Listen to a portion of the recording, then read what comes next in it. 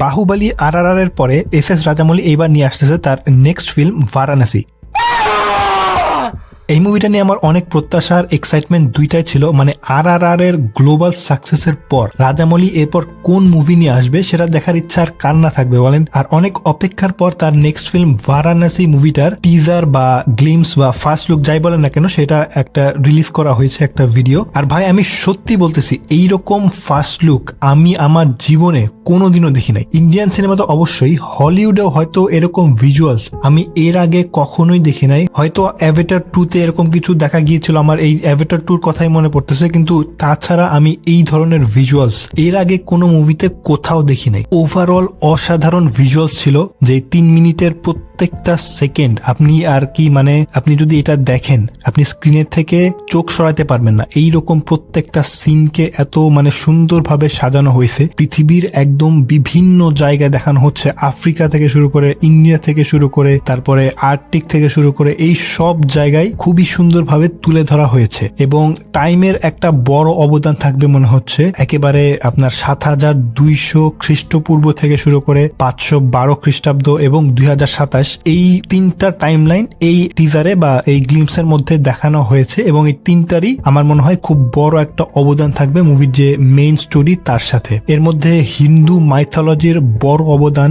হনুমানকে দেখা গেল একটা সিনে, আরেকটা সিনে দেখে মনে হচ্ছে রাম তার হাতে ধনুক ধরে আছে। এবং এর সাথে যে মূল কাহিনী সেটার নিশ্চয়ই একটা কানেকশন থাকবে সেরকমই মনে হচ্ছে, কারণ তা না হলে তো এটা দিয়ে কোনো লাভ নাই। তারপরেও মূল যে কাহিনীটা থাকবে সেটা হচ্ছে 2027 সালে পৃথিবীতে একটা উল্কাপিণ্ড এসে পড়বে এবং তারপরে পৃথিবীটা আর কি ধ্বংস হয়ে যাবে, এরকম একটা ব্যাপার। অর্থাৎ মুভিটা একটা পোস্ট অ্যাপোকালিপটিক মুভি হবে, যেটা আমি কিন্তু আমার আগেও ভিডিওতে বলেছিলাম। এবং এই মুভির ইউনিক ব্যাপারটা হলো যে এখানে পাস্ট আর প্রেজেন্টের মধ্যে একটা কানেকশন থাকবে। 7200 বছর আগের কাহিনী বর্তমান সময়েও কিভাবে প্রভাব ফেলছে আর রাজামৌলি পিরিয়ড ফিল্ম কেমন বানাতে পারে সেটা কিন্তু বাহুবলী দিয়েই আপনারা বুঝে গিয়েছেন। তাই 512 আর 7220 সালের কাহিনী কেমন হবে সেটাও কিন্তু এই বাহুবলী দেখে কিন্তু আন্দাজ করা যায়। লাস্টে একটা সিন দেওয়া হয়েছিল মহেশ বাবুর, সে আর কি একটা ষাঁড়ের পিঠে চড়ে আসতেছে এবং হাতে তার ত্রিশূল। সত্যি বলতে এই সিনটা আমার খুব একটা ভালো লাগে নাই। মহেশ বাবুকে তাকে মানাচ্ছে না বা তার ফেশিয়াল এক্সপ্রেশনটা আমার খুব একটা ভালো লাগে নাই। এবং মহেশ বাবুকে যে এইরকম একটা মুভিতে নেওয়া হয়েছে যাকে নিয়ে আসলে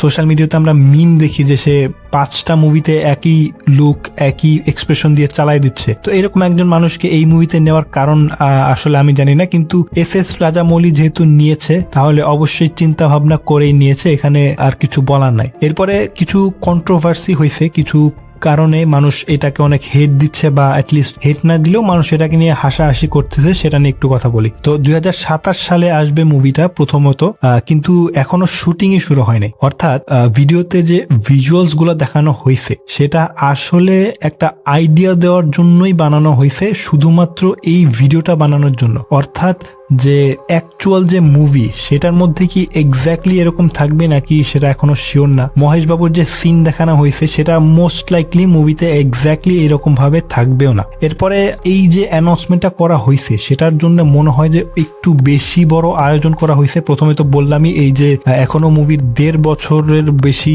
বাকি আছে, তারপরেও মানে এরকম একটা ভিজুয়ালস বানানো হয়েছে, একটা 3 মিনিটের ভিজুয়ালস বানানোর জন্য অনেক টাকা খরচ হয়েছে, অনেক সময় খরচ হয়েছে। তারপরে যে এত বড় এত মানে টিজ করা হচ্ছিল এতদিন ধরে যে কত কি না কি হয়ে যাবে, সেরকম আসলে এই অ্যানাউন্সমেন্টের যে ইভেন্টটা সেটা আসলে হয় নাই। ঠিক আছে, মানে মোট কথা হচ্ছে যে এমন ভাবে বানানো হয়েছে যে মনে হবে আপনার একটা ট্রেলার লঞ্চ হচ্ছে। এখন ট্রেলার তো দূরের কথা, এটা কিন্তু টিজারও না, এটা শুধুমাত্র একটা গ্লিমস, যেটা আসলে অ্যাকচুয়াল মুভির ক্লিপ দিয়েও বানানো না। অর্থাৎ অ্যাক্টররা যে মুভিতে অ্যাক্টিং করতেছে সেটা সেই সব ক্লিপ নিয়েও কিন্তু বানানো না, জাস্ট র্যান্ডম কয়েকটা জায়গার সিন। ঠিক আছে, মানে মোট কথা হচ্ছে এখানে খাজনার চেয়ে বাজনা বেশি টাইপের একটা ব্যাপার হয়ে গিয়েছে। কিন্তু এত সবকিছু বলার পর আমি একটা কথা বলতে চাই, সেটা হচ্ছে এস রাজামৌলি কোন ধরনের ডিরেক্টর সেটার আপনারা খুব ভালো করেই জানেন, নতুন করে এখানে আর বলার কিছু নাই। তাই এস রাজামৌলির উপরে আমার বিশ্বাস আছে যে উনি একটা ভালো একটা মুভি দেবেন। এই মুভির যে বাজেট সেটা 1200 কোটি শোনা যাচ্ছে, তো অবশ্যই বুঝতে পারছেন এটা কিন্তু অনেক হলিউডের ব্লকবাস্টার মুভির বাজেটের কাছাকাছি কিন্তু চলে যাচ্ছে, ঠিক আছে। আর